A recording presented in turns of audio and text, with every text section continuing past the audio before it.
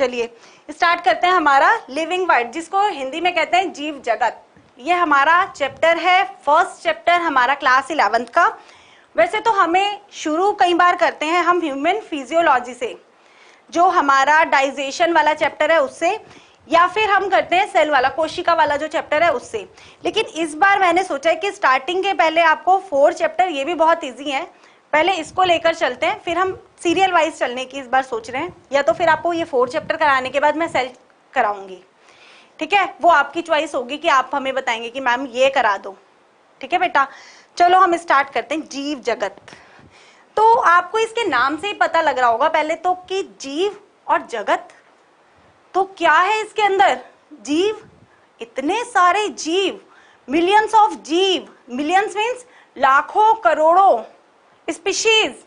अगर आप किसी एक चीज की भी स्पीशीज देखो ना, अगर आप डॉगीज की ब्रांड्स को देखो नॉर्मली, तो आपके आसपास जो आपके सराउंडिंग्स होते हैं कुछ वो, उसके अलावा लोग जो पालते हैं वो, कुछ पैट्स, जो पैट्स में भी कुछ अलग अलग तरीके की ब्रांड्स होती है ना, स्पीशीज पाई जाती हैं। तो इसी तरीके से हमारे, अगर तुम प्लांट्स में देख लो, तुम रोज को लेकर देखो, रोज की मतलब कितने कलरफुल अलग अलग वेराइटीज। तो ये कैसे, आपको कैसे पता लगेगा इतने सारे जीव और सारे लिविंग? तो हम कैसे पता लगाएंगे कि ये चीज लिविंग है और इनके क्या क्या गुण हैं, क्या क्या कैरेक्टर्स हैं लिविंग के? तो आज हम पहले यही पढ़ेंगे कि what is the characteristics of living organism, की क्या कैरेक्टर्स हैं कि हम किसी को बोलें कि वो लिविंग है। बेटा आपने अपना बचपन में पढ़ा होगा ना 6th-7th क्लास में कि लिविंग क्या होती है। आप बचपन में बोलते थे, देखो अगर कोई मरने की एक्टिंग करता है, बहन भाई आपस में खेल रहे होते हैं, तो आप लोग क्या करते हो? सबसे पहले आके देखते हो उसकी सांस चल रही है कि नहीं चल रही, और अगर वो रिएक्शन कर दे, मुस्कुरा दे, तो तब तो आपको लगता है कि मैम वो सॉरी, कि भाई ये तो जिंदा है और मुझे पागल बना रहा है। तो कैसे कैसे पता लगाते हो आप कि जो लिविंग्स होते हैं वो क्या करते हैं? वो रिएक्शन करते हैं, मीन्स उनकी बॉडी रिएक्ट करती है ना, उनमें रेस्पिरेशन होता है। या आप बचपन में पढ़ते थे, वो मूवमेंट कर सकते हैं, चल सकते हैं, भाग सकते हैं, दौड़ सकते हैं, वो खाते हैं, उनके अंदर बहुत सारी रिएक्शंस होती हैं बॉडी के अंदर। रिएक्शंस तो आपको खैर तब पता नहीं था, लेकिन अब आप 10th में पढ़ चुके हैं कि व्हाट इज लिविंग, लिविंग क्या है, क्या कैरेक्टरिस्टिक्स हैं हमारे लिविंग के। तो लिविंग के क्या कैरेक्टरिस्टिक्स हैं आप बताएंगे। सबसे पहले आप पता, अगर आप सीधा देखेंगे तो देख के कैसे पता लगाएंगे? अगर कोई भी ऑर्गेनिज्म ग्रो कर रहा है तो इट मीन्स क्या है? वो लिविंग है। कोई ऑर्गेनिज्म अगर ग्रो कर रहा है तो वो लिविंग है। आप पहचान लोगे ऐसे कि भाई किसी के घर में कोई छोटा बच्चा है, वो ग्रो कर रहा है, ठीक है, तो वो लिविंग है। ये बात ठीक है। इसके अलावा बहुत सारी हमारी नॉन लिविंग चीजें जो ग्रो कर रही हैं, हमारी माउंटेन्स करती है ना ग्रो। ओके, हम यहां से देखेंगे हमारा फर्स्ट ग्रोथ, जिसको हिंदी में कहते हैं वृद्धि। तो केवल वृद्धि से आप पता लगा सकते हो कि कोई लिविंग है। तो हमारी बहुत सारी नॉन लिविंग चीजें भी क्या कर रही हैं? वृद्धि कर रही हैं। लेकिन अभी इसके बारे में हम डीप में पढ़ेंगे कि वृद्धि कैसी वृद्धि हो जिससे हमें लगे कि ये लिविंग है। ओके बेटा, इसके बाद है हमारा सेकंड कैरेक्टर है सेलुलर ऑर्गेनाइजेशन, जिसे कहते हैं कोशिका संरचना, कि कोशिकाओं का कैसा संयोजन है, कोशिकाएं किस तरीके से काम कर रही हैं हमारी बॉडी की। जो लिविंग होते हैं, आपको मैं एक चीज बताऊं, आप नॉर्मली देख रहे हो ना कि जो हमारे नॉर्मली लिविंग बीइंग्स हैं, जो हमारे बैक्टीरिया है, जो हमारे जीवाणु हैं, जीवाणु कौन होते हैं हमारे? बताओ, जीवाणु और विषाणु कौन होते हैं? जो हमें दिखाई भी नहीं दिखाई देते ना बेटा, लेकिन वो क्या है? वो क्या है? लिविंग है। कैसे? अब आपको दिखाई नहीं दे रहे, वो बड़े नहीं हो रहे हैं, उनकी ग्रोथ हो रही है, वो बड़े हो रहे हैं। अब इतना ज्यादा कोरोना वायरस फैल गया है, जीवाणु है कोरोना, ठीक है, इतना ज्यादा फैल गया है, लेकिन क्या वो बढ़ रहा है, ग्रोथ हो रही है? नहीं हो रही। या भावना, ग्रोथ जो वृद्धि होती है वो हमारे लिविंग ऑर्गेनिज्म का कैरेक्टरिस्टिक नहीं है। केवल हम वृद्धि से नहीं पता लगा सकते कि कोई लिविंग है कि नहीं है, ठीक है। इसके बारे में भी मैं आपको अभी डीप पढ़ाऊंगी, यहाँ पर छोटा छोटा बता रही हूँ। उसके बाद है हमारा सेलुलर ऑर्गेनाइजेशन। जो भी बॉडी, जो भी ऑर्गेनिज्म सेल से मिलकर बनता है वो लिविंग होता है, ठीक है बेटा। जो निर्जीव वस्तुएं होती हैं, निर्जीव चीजें होती हैं, वो क्या सेल से मिलकर बनती हैं? बिल्कुल नहीं। आपने सेल के बारे में पढ़ा है। और सेल आगे वृद्धि कैसे करते हैं? सेल से मिलकर क्या बनता है? हमारी बॉडी में ऊतक बनता है। ऊतक से हमारी बॉडी में क्या बनते हैं? अंग बनते हैं। और अंग से पूरा हमारा जीव बनता है, ठीक है। तो इस तरीके से हमारी बॉडी में सेल काम करते हैं। लेकिन सेल काम किस तरीके से करते हैं हमारी बॉडी में? Cell division. सेल डिवीजन को हिंदी में बोलते हैं कोशिका विभाजन के द्वारा। कोशिका विभाजित होती है, विभाजन, कोशिका विभाजन होगा 1 से 2 और 2 से 4। लेकिन जो हमारे 2 तरीके के ऑर्गेनिज्म होते हैं, अभी मैंने बताया आपको, जीवाणु विषाणु जो हमारे यूनिसेलुलर होते हैं, एक कोशिकीय होते हैं, एक होते हैं हमारे बहुकोशिकीय मल्टी सेलुलर ऑर्गेनिज्म। जो मल्टी सेलुलर ऑर्गेनिज्म होते हैं उनकी बॉडी में भी जो वृद्धि होती है वो किस तरीके से होती है? कोशिकाओं के थ्रू। लेकिन जो हमारे यूनिसेलुलर होते हैं, एक कोशिकीय जो हमारे जीव होते हैं, उनमें वृद्धि किस तरीके से होती है? 1 से 2 और 2 से 4, ठीक है बेटा। ये आपको समझ में आया? ये तो बहुत बेसिक चीजें मैं अभी बता रही हूँ आपको। इसके बाद हम थोड़ा सा हाई लेवल पे जाएंगे, अभी इंटरनल भी इसके पढ़ेंगे, अभी तो ये सीधा छोटा छोटा बता रही हूँ। इसके बाद आता है हमारा मेटाबॉलिज्म। बेटा आप ये बताओ कि मेटाबॉलिज्म होता क्या है? आप लोगों की भाषा में मेटाबॉलिज्म क्या होता है? अब ये बताओ कि जो अगर आप मार्केट में जाओगे, ठीक है, आपको कुछ खाना है, आपको कोई चीज खरीदनी है, तो उसके लिए आपके पास क्या चीज होनी चाहिए? अगर आपको मार्केट में जाओगे या फिर आपको घर पे भी कुछ खाना है, तो उसके लिए आप लोगों के पापा मम्मी के पास क्या चीज होनी चाहिए? पैसे, रुपया, करेंसी, नोट। तो जब तक आप लोगों के पास वो चीज नहीं जुड़ी हुई होगी, पैसे नहीं होंगे, तो आप खरीद के खाना भी नहीं खा सकते, नहीं खा सकते ना, बिल्कुल। उसी तरीके से अगर हमारा मेटाबॉलिज्म की पूरी, इसको बोलते हैं उपापचयन, हिंदी में उपापचयन, ठीक है बेटा।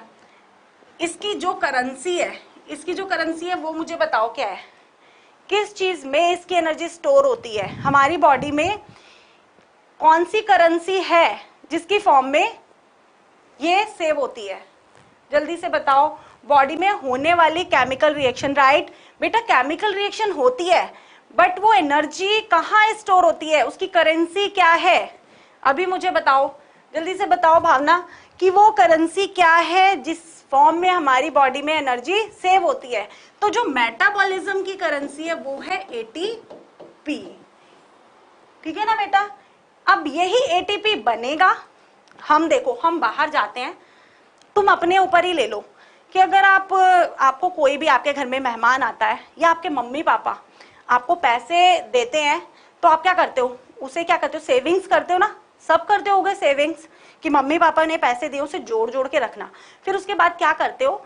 अगर किसी के पास 100 के नोट हो जाते हैं तो वो क्या करते हो आप? माइटोकॉन्ड्रिया के अंदर भी बेटा आगे स्टोर होती है एटीपी में एनर्जी, ठीक है बेटा। तो वो उन 100 के नोट का क्या करते हो आप? बड़ा नोट ले लेते हो ना, कहते हो कि ये 100 के नोट रख लो, अगर हमारे पास होंगे तो ये खर्च हो जाएंगे, और बड़ा नोट लेके अपने पास रख लेते हो। उस नोट को लेके आप ऐसी जगह सेव करते हो कि वो आप खर्च नहीं करोगे, दबा के रख लोगे उस नोट को, खर्च नहीं करते ना एकदम से। वो कब खर्च करते हो? जो बहुत ज्यादा जरूरत पड़ेगी, कि जब आपके पास मान लो मम्मी पापा भी घर पे नहीं है, कोई भी घर पे नहीं है, और आपको पैसों की जरूरत है, आपको कुछ खाना है, या फिर कुछ ऐसा हो गया कि आपसे कुछ टूट गया और आपको पिटने वाली है खतरनाक डांट, तो आप क्या करोगे? उस 2000 के नोट को चेंज कराओगे और वो सामान लाकर वैसे ही रख दोगे। करते हो ना उस टाइम पे खर्च जब बहुत ज्यादा जरूरत पड़े। तो ये एटीपी का बनना और एटीपी का यूज होना हमारी बॉडी में, अभी मैं इसको भी बहुत अच्छे से आपको समझाने वाली हूँ। मेटाबॉलिज्म, ये उपापचयन, इस वाली पूरी अभिक्रिया को मैं आपको अच्छे से समझाने वाली हूँ। अभी तो मैं सिर्फ इसका थोड़ा सा आपको इंट्रोडक्शन दे रही हूँ कि क्या क्या है इसमें, ठीक है।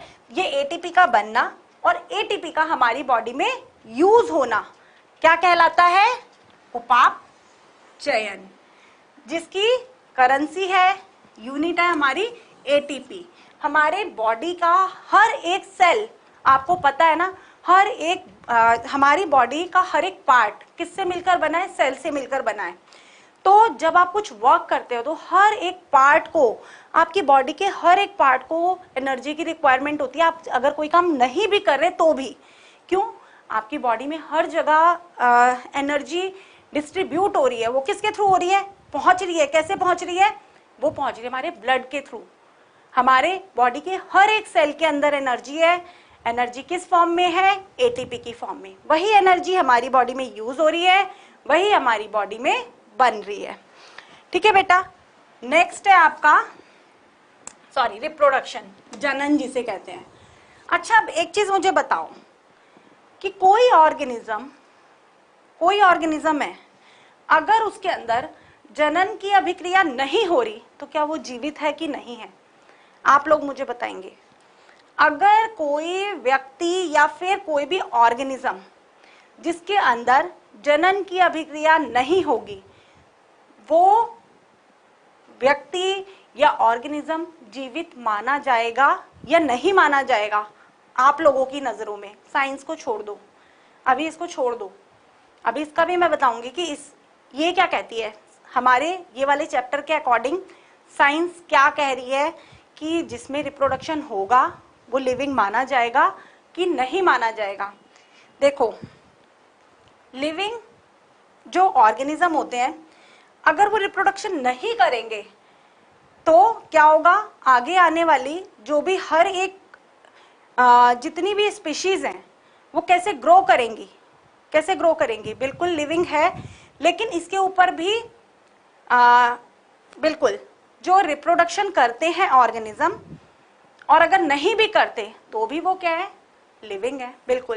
लेकिन इसके ऊपर भी मैं आपको अभी पूरा बताने वाली हूँ कि रिप्रोडक्शन को किस तरीके से जीव जगत ने सजीवों का गुण कहा गया है। सजीवों के अंदर ये गुण होता है, ठीक है बेटा।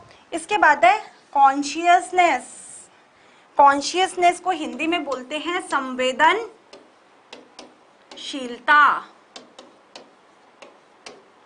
संवेदनशीलता आप लोगों में तो बहुत है ना। अगर मम्मी पापा आंख दिखाते हैं तो आप लोगों के आंसू आ जाते हैं, बिल्कुल राइट। किस किस के आंसू आते हैं? आंसू तो आजकल बच्चों के आते ही नहीं है। बच्चे मम्मी पापा को आंख दिखाते हैं, बिल्कुल दिखाते हैं ना। कौन कौन अपने मम्मी पापा को आंख दिखाता है, या फिर मम्मी पापा आंख दिखाते हैं तो आपके अंदर कॉन्शियसनेस आती है।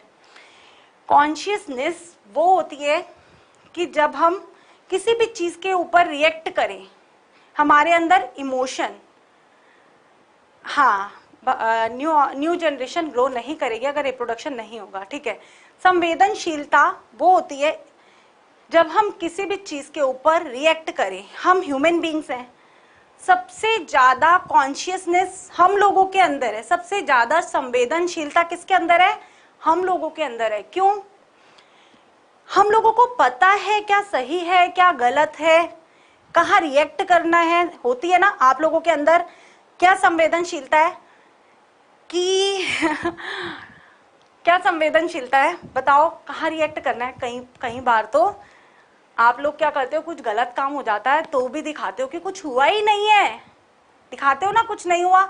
लेकिन पेरेंट्स आपसे ज्यादा समझदार होते हैं, वो आपके एक्सप्रेशंस देख के समझ जाते हैं बिल्कुल कि आपका चेहरा लाल हो जाता है ना, पता लगता है कि कुछ ना कुछ हुआ है ऐसा। अगर आप लोग नहीं भी बताएंगे तो पेरेंट्स क्वेश्चन करते हैं, अरे कुछ ऐसा हुआ है। चलो पेरेंट्स क्या, फ्रेंड्स ही क्या बोलेंगे, कुछ हुआ है क्या, आज डांट खाई है क्या घर में, बिल्कुल ना। देखो संवेदनशीलता मैं बताती हूँ, नॉर्मली ये तो मैं आपसे बातें कर रही थी, लेकिन संवेदनशीलता क्या गुण होता है कि अगर हमारे अंदर कॉन्शियसनेस है तो हम किसी भी स्टिमुलाई के अगेंस्ट, जैसे ही कोई भी, आपने वो वाला चैप्टर पढ़ा है ना न्यूरॉन्स, हमारी बॉडी में न्यूरॉन्स होते हैं, न्यूरॉन्स रिएक्ट करते हैं। हमारे अंदर माइंड है, ब्रेन है, हमारा ब्रेन हमारी बॉडी को मैसेज ट्रांसफर करता है और हमारी बॉडी रिएक्ट करती है। तो ये वाला सबसे ज्यादा जो गुण है किसके अंदर होता है, ह्यूमन बीइंग्स में, लेकिन जानवरों के अंदर भी ये दिखता है। किसी का पेट है डॉगी, और अगर आपने किसी डॉगी को अगर डांट दिया है, मार दिया है, तो कई बार वो भी रोने लग जाता है, आपके बेड के नीचे घुस जाता है, नाराज हो जाता है, होता है ना ऐसा। तो ये सब गुण किस में भी होते हैं, जानवरों में भी होते हैं। जानवरों के साथ साथ प्लांट्स में भी होते हैं। प्लांट्स में कैसे होते हैं, आपको पता है ना, जो छुई मुई का पौधा है, हाथ लगाओ तो क्या होता है, वो मुरझा जाता है। तो ये क्या है, एक तरीके से संवेदनशीलता ही है। अब हम इन सब चीजों को बहुत डिटेल में पढ़ने वाले हैं आज, ठीक है बेटा। अब हम इन सब को पढ़ेंगे डिटेल में। सबसे पहला टॉपिक है हमारा वृद्धि, increasing in mass and number. अगर किसी भी ऑर्गेनिज्म के, किसी भी जीव के अगर मास में वृद्धि हो रही है तो इसका मीन्स क्या है, वो लिविंग है ऐसा। जैसे मैंने आपको अभी एग्जांपल बताया था, हमारे पर्वत हैं, हमारे पहाड़ हैं, हमारे आगे बहुत सारी चट्टानें हैं जिनमें आगे आगे वृद्धि होती है, रॉक्स है, इन सब में क्या है, वृद्धि होती है, लेकिन ये क्या है, निर्जीव है, ठीक है बेटा। प्लांट्स में वृद्धि पूरे लाइफ स्पेन में होती है। Life span is a period of your birth to death. आपके जन्म से लेकर मृत्यु तक का जो समय होता है उसको बोलते हैं लाइफ स्पेन। ये आपने अपना 10th में भी पढ़ा होगा, अगर नहीं पढ़ा तो मैं बता रही हूँ, आपकी बर्थ से पूरा डेथ तक का पीरियड लाइफ स्पेन होता है। लाइफ स्पेन आपकी बर्थ से डेथ तक का, सॉरी,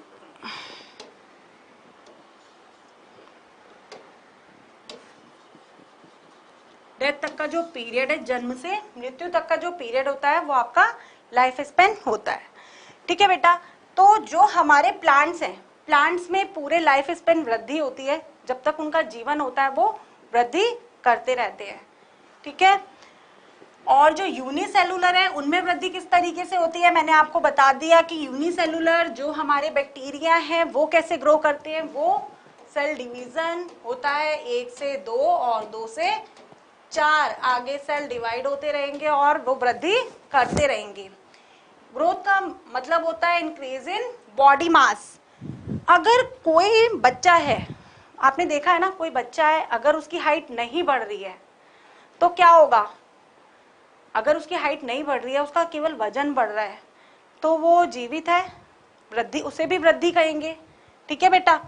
अगर किसी का केवल वजन बढ़ रहा है और हाइट नहीं बढ़ रही तो भी उसमें वृद्धि हो रही है।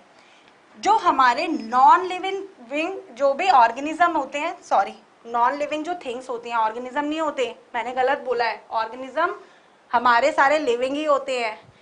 ऑल ऑर्गेनिजम्स आर लिविंग, जितने भी जीव हैं हमारे जीवित होते हैं। लेकिन जो हमारे नॉन लिविंग थिंग्स होती हैं उसमें अगर वृद्धि होती है उसको बोलते हैं एक्यूमुलेशन। इस पे स्टार लगा लो, ये याद रखने वाली चीज है आपके लिए, ये वर्ड आपको याद रखने वाला है। अगर देखो जो हम सजीव हैं उनमें वृद्धि होती है तो उसको बोलेंगे ग्रोथ, उसको बोलेंगे ग्रोथ, लेकिन उसको बोलेंगे वृद्धि, ठीक है, नॉर्मली। लेकिन जो हमारे नॉन लिविंग चीजें हैं उनमें वृद्धि होगी, उसको बोलेंगे हम एक्यूमुलेशन, ओके बेटा। Growth can not be defined properly living organism. बिल्कुल ग्रोथ से हम किसी को डिफाइन ही नहीं कर सकते कि वो लिविंग है कि नॉन लिविंग है। इसके अलावा condition when it is observed in living organism, जब आपको पता लग जाए कि इसके साथ साथ और भी बहुत सारे गुण हैं हमारे लिविंग ऑर्गेनिज्म वाले, मैं भी आपको बताऊंगी बहुत सारे गुण हैं, जब वो प्रेजेंट होंगे तो इसका मीन्स है कि वो लिविंग है। ओनली हम ग्रोथ से नहीं पता लगा सकते कि कोई लिविंग है कि नहीं है। लेकिन इसमें आपको एक पॉइंट मैंने यहाँ पर बताया है याद रखने वाला, सजीवों में जो वृद्धि होती है वो होती है सेल डिवीजन से, लेकिन जो नॉन लिविंग में वृद्धि होती है उसको बोलते हैं एक्यूमुलेशन। ये बात आपको याद रखनी है बेटा। अब हम नेक्स्ट देखेंगे रिप्रोडक्शन, जनन। जितने हमारे पेड़ पौधे हैं उनमें भी जनन होता है, और जो हमारे जीव जंतु हैं उनमें भी जनन होता है। जनन मैं आपको बहुत अच्छे से पढ़ा चुकी हूँ, पूरा तब से जनन ही पढ़ा रही हूँ 12th वाले बच्चों को। पूरा हमने अभी रिप्रोडक्शन यूनिट में 3rd चैप्टर कंप्लीट कर लिया है, लेकिन फिर भी मेरे 11th वाले बच्चों को मैं दोबारा से बताऊंगी कि जनन होता क्या है, जनन कितने तरीके का होता है, जनन को किस तरीके से हम जीवित जितने जीवित लोगों के गुण हैं, जीवित हमारे जितने जीवित ऑर्गेनिज्म जिसे बोलेंगे उनके जो गुण हैं उसमें कैसे हम सम्मिलित करेंगे। ठीक है बेटा। तो हमारे रिप्रोडक्शन जो होता है वो 2 तरीके का होता है, एक होता है आपका अलैंगिक जनन और एक होता है आपका लैंगिक जनन। भावना आप लोग पढ़ चुके हो, आप मुझे डिफरेंस बताओगे लैंगिक और अलैंगिक जनन में क्या डिफरेंस है? जो बच्चे पढ़ चुके ना एक बार कमेंट बॉक्स में लैंगिक और अलैंगिक जनन में अंतर लिख के दिखाओ मुझे जल्दी से, मैं यहाँ पर बता भी रही हूँ। लेकिन जिनको पता है, जिनको मैंने पढ़ाया है 12th वाले बच्चों को कि लैंगिक और अलैंगिक जनन में क्या अंतर है, वैसे जो आप नॉर्मली पढ़ भी चुके हो अपना 10th क्लास में भी आपका रिप्रोडक्शन चैप्टर है ना, उसमें आप पढ़ भी चुके हो कि क्या अंतर है, नॉर्मल अंतर। मैं यहाँ पर बता देती हूँ। 2 तरीके का जनन होता है, एक होता है आपका अलैंगिक और दूसरा होता है आपका लैंगिक। तो बेटा जितने हमारे क्या पेड़ पौधे हैं सब में क्या अलैंगिक जनन होगा? होगा नहीं। जो हमारे फ्लावरिंग प्लांट होते हैं जिनमें फूल आते हैं उनमें कौन सा जनन होता है? उसमें हमारा लैंगिक जनन होता है। अलैंगिक जनन हमारा होता है ना सेल डिवीजन के थ्रू, सेल डिवाइड होता है किसमें? बैक्टीरिया में, हमारे जीवाणु विषाणु किससे कैसे आगे अपनी पीढ़ी दर पीढ़ी बढ़ते हैं? सेल डिवाइड होते हैं और वो आगे बढ़ते जाते हैं। मैं यहाँ से बढ़ाती हूँ।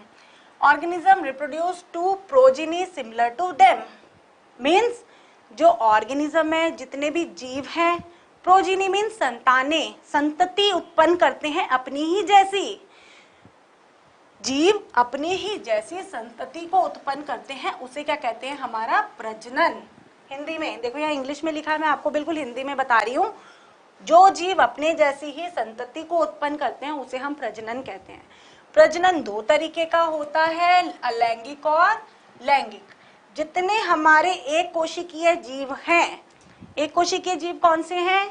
हमारे बैक्टीरिया, जीवाणु विषाणु बताया ना।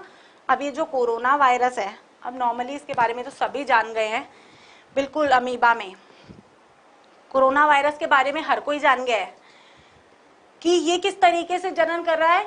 इसमें जो जनन हो रहा है अलैंगिक जनन हो रहा है। ठीक है, ये सेल क्या होते हैं? सेल डिवाइड होते हैं, अपना नंबर ऑफ सेल इंक्रीज करते हैं और आगे नंबर ऑफ सेल बढ़ाते हैं, और इनमें भी क्या होती है? ग्रोथ। ग्रोथ कैसे हो रही है? अब इसको भी ग्रोथ कहेंगे। ग्रोथ कैसे हो रही है? सेल डिवाइड हो रहे हैं और ग्रोथ कर रहे हैं। ठीक है बेटा, आप सबको समझ में आ रहा है ना? बहुत बेसिक है अभी यहाँ तक, इन्हीं में से लेकिन क्वेश्चन बनने वाले हैं।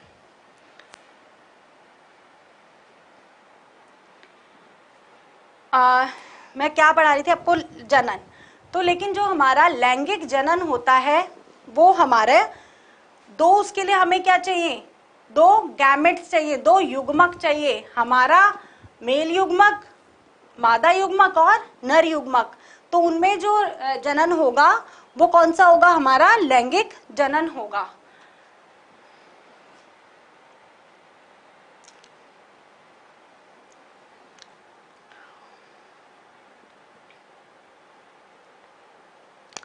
ठीक है बेटा। अच्छा, अब एक चीज याद रखने वाली है, मैंने यहां तक आपको पढ़ा दिया है।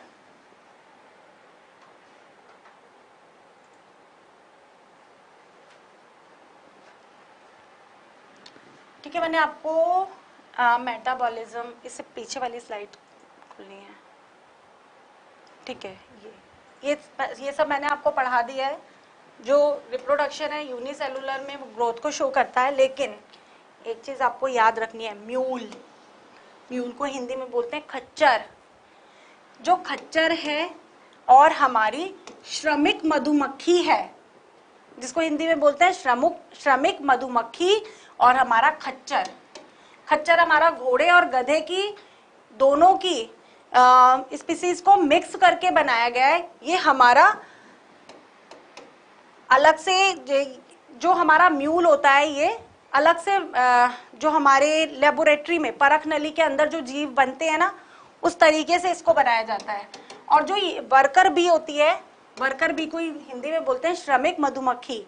इसमें जो इसका एग होता है, एग ही काम करता है आगे, लेकिन जो इसका एग होता है वो डिजनरेट हो जाता है, कोई काम नहीं करता, ये अपने नंबर ऑफ आगे जीव नहीं बनाती। तो इनको भी क्या कहते हैं, ये भी क्या है, हमारे जीवित है। तो many organism don't reproduce infertile human couples इनको बोलते हैं। इनको क्या बोलते हैं, इनफर्टाइल कपल्स बोलते हैं बेटा। ठीक है, reproduction define characteristics of living organism, लेकिन ये सिर्फ रिप्रोडक्शन किसके अंदर होता है, लिविंग के अंदर ही होता है। तो इसीलिए इसको कैरेक्टरिस्टिक्स बोलेंगे, लिविंग ऑर्गेनिज्म की कैरेक्टरिस्टिक बोलेंगे। पर क्यों, क्योंकि कोई जो हमारे सजीव हैं वही आगे अपनी पीढ़ियों को जन्म दे सकते हैं, वही अपनी संतति उत्पन्न कर सकते हैं। जो निर्जीव है वो जन्म नहीं दे सकते। ठीक है, लेकिन इसको मैंने आपको बताया ना कि कुछ जो ऑर्गेनिज्म जन्म नहीं दे सकते उनको भी हम क्या बोलेंगे, उनको भी हम क्या बोलेंगे, सजीव बोलेंगे, क्योंकि उनके अंदर बाकी के कैरेक्टर तो हो रहे हैं ना, बाकी की मेटाबॉलिक एक्टिविटी हो रही है। अब इनमें से जो जो गुण इनके अंदर प्रेजेंट होंगे, सजीवों के अंदर प्रेजेंट होंगे, उसके अकॉर्डिंग हम पता लगाएंगे कौन सजीव है और कौन निर्जीव है। नेक्स्ट इज अवर मेटाबॉलिज्म, जिसको बोलेंगे उपापचयन। अब उपापचयन क्या होता है आपका, आपकी बॉडी में जितनी भी रासायनिक अभिक्रियाएं होती हैं उनको हम मेटाबॉलिक एक्टिविटी बोलते हैं, उसको उपापचयी अभिक्रियाएं होती हैं। जैसे कि आपकी बॉडी में जो रेस्पिरेशन हो रहा है, रेस्पिरेशन मीन श्वसन, जो आपकी बॉडी में श्वसन अभिक्रिया हो रही है वो कैसे होती है, उसमें किसका ब्रेकडाउन होता है, एनर्जी का, एनर्जी का ब्रेकडाउन होता है ना, एनर्जी टूटती है। ठीक है, एटीपी टूटता है, आपको पता है ना, जो आपकी बॉडी में ग्लूकोज बनता है वही ब्रेकडाउन होके क्या करता है, आपको एनर्जी देता है। ठीक है, रेस्पिरेशन के लिए। तो जो आपकी मेटाबॉलिक एक्टिविटी होती है वो क्या होती है, आपकी बॉडी में जितनी रासायनिक अभिक्रियाएं होती हैं उनको हम मेटाबॉलिक एक्टिविटी कहते हैं, उपापचयी अभिक्रियाएं होती हैं। जैसे कि फोटोसिंथेसिस, आप सबको पता है फोटोसिंथेसिस के बारे में, देखो यहां लिखा भी एग्जांपल लिखा है ना, फोटोसिंथेसिस। फोटोसिंथेसिस कैसे होता है आपका, CHO, तीन रासायनिक, ये क्या है पूरे तीन आपके पास क्या है, इसको हिंदी में बोलते हैं तीन यौगिक है आपके पास, तीन यौगिक मिलकर आपका पूरा ग्लूकोज बना रहे हैं। इसके साथ बहुत सारी चीजें आपको पता है फोटोसिंथेसिस में क्या क्या होता है, सनलाइट होती है, आपका क्लोरोफिल होता है, ये सब तो होना ही है, लेकिन जितने भी रासायनिक पदार्थ होते हैं वो कौन से होते हैं, आपके ग्लूकोज बनता है आपका, इसमें बनता है ना ग्लूकोज C6H12O6। जब बहुत सारे छोटे यौगिक मिलकर कोई बड़ा यौगिक बनाते हैं, एनर्जी बनाते हैं, तो उसको हम बोलते हैं क्या, कैटाबॉलिज्म। दो तरीके की होता है आपका मेटाबॉलिज्म, उपचयन और अपचयन। ठीक है बेटा, उपचयन और अपचयन। तो कैटाबॉलिज्म को हिंदी में बोलते हैं आपका अपचयन। इस अभिक्रिया को बोलेंगे अपचयन अभिक्रिया। मैंने आपको बताया था ना कि जब आपके पास बहुत सारी एनर्जी करेंसी है, जब आपके पास बहुत सारी करेंसी है, आपके पास अगर 2000 रुपए का नोट है तो आप उसे छुपा के रखोगे, लेकिन जब आपको उसकी जरूरत होगी तो आप वो खर्च भी कर दोगे। ऐसे ही आपकी बॉडी में बहुत सारी एनर्जी सेव होती रहती है, और वो आपकी एनर्जी कहाँ सेव होती है? माइटोकॉन्ड्रिया के अंदर। लेकिन जब उसको जरूरत होती है किसमें? रेस्पिरेशन के प्रोसेस में, तो वो क्या होती है? एटीपी यूज होता है, एटीपी एनर्जी का ब्रेकडाउन होता है, और इस तरीके की अभिक्रिया को बोलते हैं हम उपचयन अभिक्रिया, जिसमें क्या हो रहा है? कोई बड़ा यौगिक, जैसे ग्लूकोज, हमारा ग्लूकोज था ना C6H12O6, इसका ब्रेकडाउन होता है, ब्रेकडाउन होता है ना आपकी रेस्पिरेशन की अभिक्रिया में, इसका ब्रेकडाउन होता है और आपको क्या मिलती है? एनर्जी मिलती है। तो जब बड़े यौगिक से टूटकर कोई छोटे यौगिक बनते हैं, और तो उसको हम बोलते हैं क्या? उपचयन। और जब आपका छोटे यौगिक मिलकर, छोटे पदार्थ मिलकर कोई बड़ा यौगिक बनाते हैं तो उसको हम बोलते हैं अपचयन। और इसमें क्या होता है? एनर्जी, जितनी भी केमिकल रिएक्शन आपकी बॉडी में होती है, ये सिर्फ किन में होता है? ये सजीवों का ही गुण है भाई। ये नॉन लिविंग के अंदर नो मेटाबॉलिज्म। देखा आपने किसी नॉन लिविंग को देखा है आपने कि उसके अंदर वो सांस ले रहा हो? इससे पता लगाते थे, मैंने कहा था ना बचपन में पता लगाते थे, तो उसको अब बोलते हैं मेटाबॉलिज्म। इसके अंदर आपका रेस्पिरेशन आता है, जितनी भी हमारे अंदर केमिकल रिएक्शंस होती हैं, हम न्यूट्रिशन लेते हैं, हमारी बॉडी के अंदर बहुत सारे केमिकल क्या करते हैं? उसको डाइजेशन का काम करते हैं, सब कोरिलेट है आपस में। कैसे? अब हमने न्यूट्रिशन लिया, वो किसमें बना? ग्लूकोज में। जब तक ग्लूकोज नहीं होगा तो भाई हम सांस ही नहीं ले पाएंगे, हमें एनर्जी नहीं मिलेगी, और एनर्जी नहीं मिलेगी तो हमारे ब्लड में ट्रांसपोर्ट कैसे होगी भाई? तो अगर एक भी चीज मिसिंग है ना तो आप जी नहीं सकते। इसीलिए इस पूरे बॉडी में, जो हमारी बॉडी में जितनी रासायनिक अभिक्रियाएं होती हैं उसको हम उपापचयन अभिक्रियाएं कहते हैं। इसको क्या बोलते हैं हम? उपापचयन। और इसके दो भाग होते हैं, एक अपचयन प्लस उपचयन। अब आपको उपचयन तो पता लग गया। उपचयन में ब्रेकडाउन ऑफ एनर्जी, एनर्जी का टूटना, ठीक है बेटा?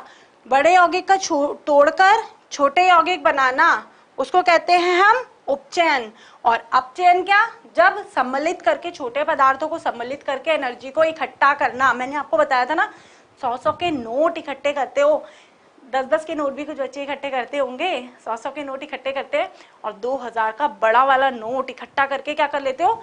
सेव कर लेते हो। तो वो क्या हुआ आपका? अपचयन। उपचयन क्या?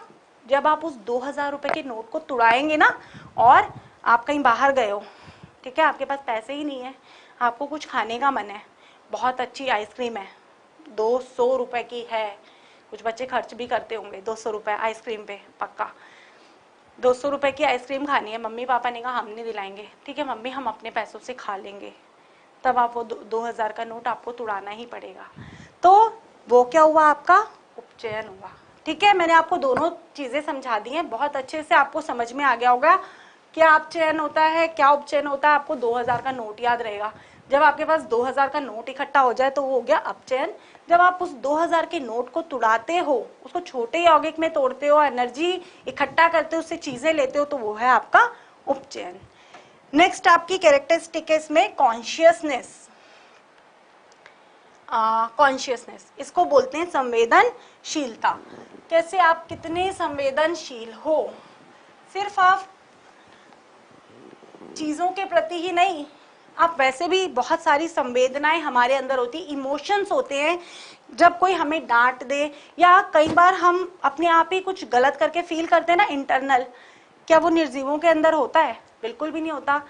निर्जीवों को आप गैस पे रख दोगे तो वो कढ़ाई में आपका खाना बना देंगे, लेकिन आप कभी खुद का हाथ गैस पे रखोगे तो एकदम हटा लोगे, होता है ना आप लोगों के अंदर, तो इस चीज को बोलते हैं कॉन्शियसनेस। कॉन्शियसनेस कहाँ से आती है? हमारे ब्रेन से। ब्रेन से आपको पता है कि हमारे ब्रेन में क्या होते हैं? न्यूरॉन्स। हमारी बॉडी में क्या होते हैं? न्यूरॉन्स होते हैं। पूरा नर्वस सिस्टम होता है। न्यूरॉन्स क्या करते हैं? स्टिमुलाई भेजते हैं, और वो स्टिमुलाई हमें क्या करते हैं? मैसेज कन्वे करते हैं, मैसेज देते हैं, भाई ये गलत कर रहे हो आप, ये सही कर रहे हो, यहाँ से हाथ हटा लो। बस उतना क्विक टाइम लगता है। देखो ब्रेन कितना शार्प होता है।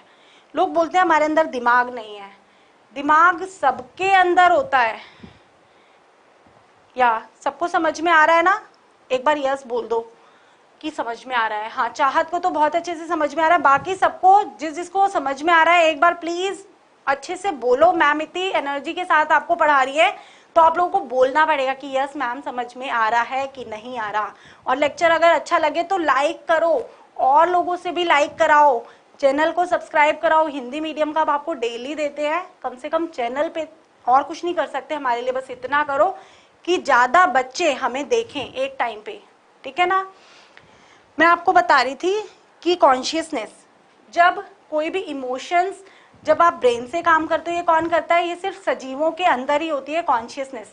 सजीवों में हमारे पेड़ पौधे भी आते हैं।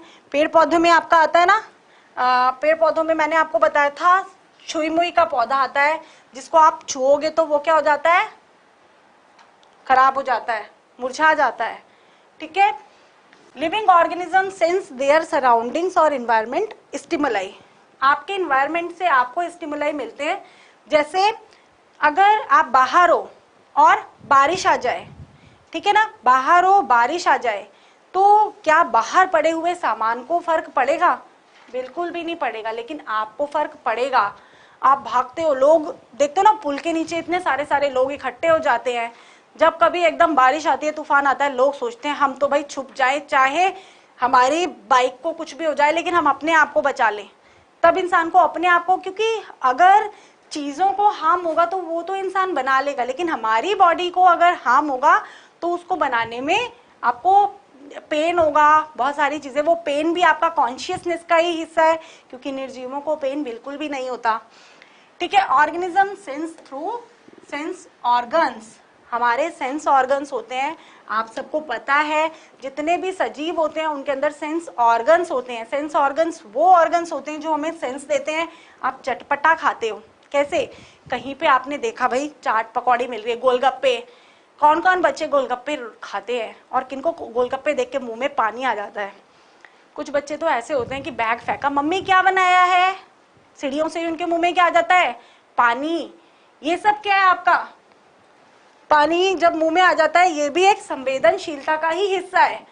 जब गोलगप्पे देखकर आपके मुंह में पानी आता है, चाट पकौड़ी देख के पानी आता है, आज तो ये खाने का मन है। कभी किसी निर्जीव को देखा है कि कुछ खाने का मन हो? तो ये सब क्या संवेदनशीलता है। मम्मी डांट दे, आपका रोना, इमोशंस। और अगर कई बार आंख ही दिखा दी तो उसकी वजह से डिस्टर्ब हो जाना, नाराज होना, चीजें नाराज होती हैं कि भाई हम हाथ लगा रहे हो, आगे भाग रही हो, होता ही नहीं है ऐसा। तो ये सब क्या है? हमारे कॉन्शियसनेस का हिस्सा है। हम कॉन्शियस है, हमें पता है कि भाई ये चीज गर्म है, हमें हाथ नहीं लगाना। देख रहे हो ना, अगर गर्म चीज को आप हाथ लगाते हो तो आप एकदम हटा लोगे, भाई क्यों? क्योंकि आपका हाथ जल जाएगा। It's consciousness. हाँ ठीक है, भावना फेवरेट है, मेरे भी फेवरेट है गोलगप्पे। या सब खाते हैं गोलगप्पे, तो सबके फेवरेट है। और मुंह में पानी भी सबके अभी भी आने लग गया होगा कि लॉकडाउन है, गोलगप्पे तो मिल ही नहीं रहे हैं। अब तो गोलगप्पे खाए हुए बहुत टाइम हो गया सबको, बिल्कुल ना। बिल्कुल। प्लांट्स जो होते हैं उनमें consciousness light, water, temperature, organism and pollutants, इनके थ्रू, ठीक है। अब ह्यूमंस जो होते हैं aware of himself, self consciousness, इसके बारे में मैंने बता दिया आपको। जो अपने ही बारे में संवेदनशीलता, विश्वेंद्र सिंह बता रहे हैं हमारे गांव में 2 कोरोना पॉजिटिव निकले हो। गांव में तो कोरोना के मरीज बिल्कुल नहीं आने चाहिए, नहीं तो शहर में तो फैला दिया, अब गांव में भी फैलाएंगे क्या कोरोना? देखो दिल्ली तो पूरी तरीके से कोरोना से पीड़ित ही समझ लो होने वाली है। लेकिन गाँव में बिल्कुल नहीं होना चाहिए। विश्वेंद्र अपना ध्यान रखना, आप बाहर मत निकलना, गोलगप्पे मत खाना अभी, ठीक है? अगर खाने हो तो घर में बना लो, रेसिपी देखो आप। Consciousness defining property of living organism. अब आपको समझ में आ गया, ये कॉन्शियसनेस सबसे इंपॉर्टेंट प्रॉपर्टी है हम ह्यूमन बींग्स की, हम लिविंग ऑर्गेनिज्म की सबसे important property is consciousness, metabolic activities, आपकी उपापचयन अभिक्रियाएं, आपकी संवेदनशीलता, इसको हिंदी में बोलते हैं, आप लिख लेना, मैंने लिखा नहीं है, संवेदनशीलता आपकी क्या है, प्रॉपर्टी है, गुण है, ठीक है? नेक्स्ट इज योर, ठीक है, कॉन्शियसनेस। इसके बाद एक गुण है जो इसमें नहीं लिखा हुआ, मैं आपको बता देती हूँ, our body organisation. Body organisation किसमें होता है? Cellular organisation and body organisation, जिसको हम बोलेंगे बॉडी ऑर्गेनाइजेशन।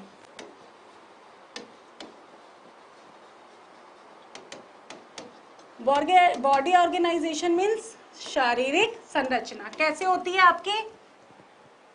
देखो, कोई भी सेल है, सेल किससे मिलकर बनेगा? एटम से। एटम, एटम, एटम से सेल, सेल को कोशिका बोलते हैं, ठीक है? एटम को क्या बोलते हैं? अणु की परमाणु, परमाणु, ठीक है बेटा? परमाणु, कोशिका, फिर हमारा बनेगा ऊतक, ऊतक से बनेंगे हमारे कोशिकांग,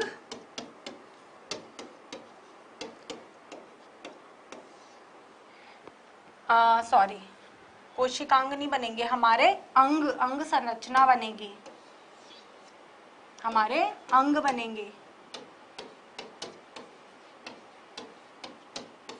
और पूरा जीव बनेगा, ठीक है? तो इस तरीके से ये हमारी बॉडी ऑर्गेनाइजेशन है। ये किसमें होती है? हम सजीवों में होती है, चाहे वो प्लांट्स हो। प्लांट्स भी किससे मिलकर बनते हैं? सेल से। जो सेल से मिलकर बना है वो क्या है? हमारे सजीव है, ठीक है बेटा? अब इसके बाद हम नेक्स्ट टॉपिक पढ़ेंगे, डाइवर्सिटी इन लिविंग ऑर्गेनिज्म। ये मैं आपको कल पढ़ाऊंगी, नेक्स्ट जो भी लेक्चर होगा 3 बजे मैं आपको बताऊंगी, वो आपको नोटिफिकेशन आ जाएगा। डाइवर्सिटी इन लिविंग ऑर्गेनिज्म का हम छोटा सा, मैं यहाँ पर आपको इंट्रोडक्शन दे देती हूँ, क्या होता है डाइवर्सिटी इन लिविंग ऑर्गेनिज्म। बहुत सारे हमारे आसपास मिलियंस ऑफ लिविंग ऑर्गेनिज्म है, लेकिन उनके बीच में भी डाइवर्सिटी है, विभिन्नता है, और उसका हमें पता लगाना, किस तरीके से हम पता लगाएंगे। आप चैप्टर को पढ़ के रखना, पूरा चैप्टर आप अच्छे से पढ़ के रखेंगे। हम नेक्स्ट लेक्चर में अपना ये पूरा चैप्टर जितना भी हो पाएगा नेक्स्ट लेक्चर में देखेंगे। चलो, आज की हम क्लास यहीं ओवर करते हैं। 5 बजे आप लोगों की केमिस्ट्री की क्लास है, उसमें मिलेंगे। Bye bye.